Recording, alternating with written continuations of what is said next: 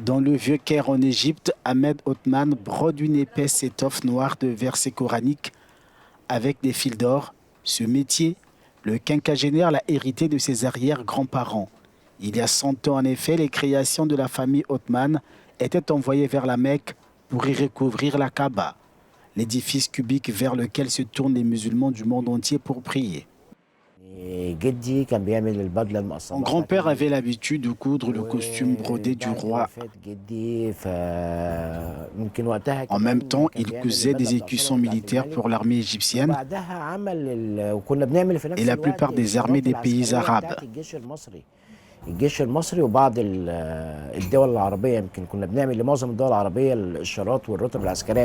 Plus qu'un métier, une passion héréditaire pour cette famille égyptienne, de fil en aiguille, elle se transmet de génération en génération depuis plus d'un siècle.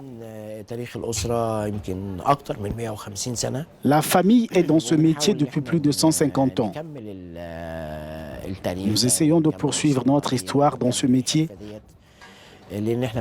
Nous l'aimons pour sa valeur spirituelle, qui est plus inestimable que tout objet matériel.